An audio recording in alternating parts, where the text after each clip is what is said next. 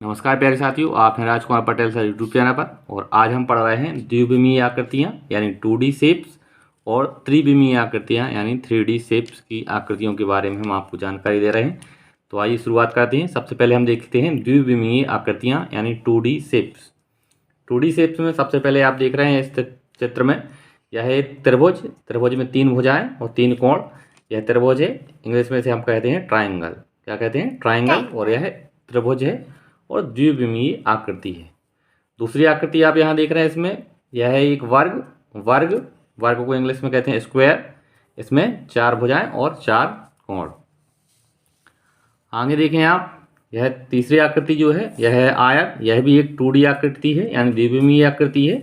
इसमें 4 भुजाएं और 4 कोण और इसे रेक्टेंगल है। आगे देखें आप, यह है पंचभुज।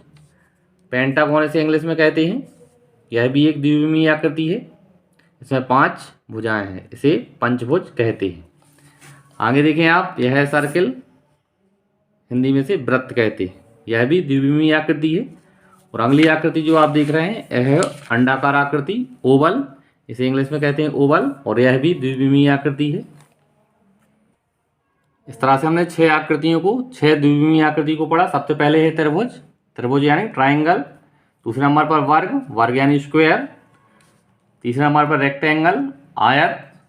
चौथे नंबर पर है पेंटागोन, पंचभुज। 5वें नंबर पर है वृत्त यानी सर्कल। और 6वें नंबर पर था अंडाकार यानी ओवल।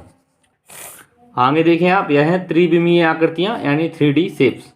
अब हम आपको पहले बताते हैं कि त्रिविमीय आकृतियां और द्विविमीय आकृतियों में अंतर क्या होता है। तो त्रिविमीय आकृतियों में लंबाई, चौड़ाई और ऊंचाई होती है और द्विविमीय आकृतियों में लंबाई और केवल चौड़ाई होती है। तो यहाँ जो आप आकृतियाँ देख रहे हैं यह त्रिविमीय आकृतियाँ हैं यानी 3D शेप्स हैं।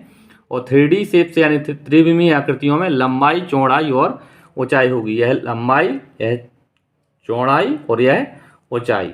ठीक, तो अब सबसे पहले आप देख रहे हैं यहाँ त्रिविमीय आकृति में पहली आकृति है क्यूब। क्यूब यानी घन। तो इसमें आप देख रहे हैं यह है घन।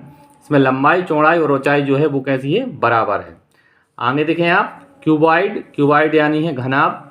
घनाभ यह देख रहे हैं आप, घनाभ में आमने सामने की भुजाएं और ऊंचाई जो है वो बराबर होती है। यह है घनाभ। आगे देखें आप, यह है सिलेंडर। सिलेंडर यानी बेलन। यह बेलन आकार आकृति जो है यह भी 3D आकृति है। क्यूबॉइड भी 3D आकृति थी और क्यूब भी जो है वो 3D आकृति है। आगे देखें आप, यह है कोन। कोन यानी शंकु। शंकु भी जो है वो 3D आकृति है।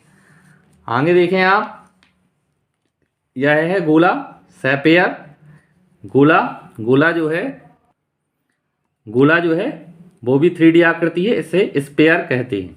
आगे देखें आप, 6वीं और अंतिम आकृति जो है वो ट्रायंगुलर पिरामिड है।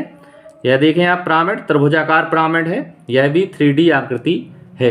एक बार और हम इससे दोहराते हैं। त्रिविमीय आकृतियां और 3D शेप्स में आप सबसे पहले देख रहे हैं यह है घन, क्यूब। यह है क्यूबॉइड, घनाभ। फिर है सिलेंडर। सिलेंडर यानी होता है बेलन। यह है शंकु। शंकु को इंग्लिश में कहते हैं कोन। फिर है स्पेयर। स्पेयर यानी होता है गोला।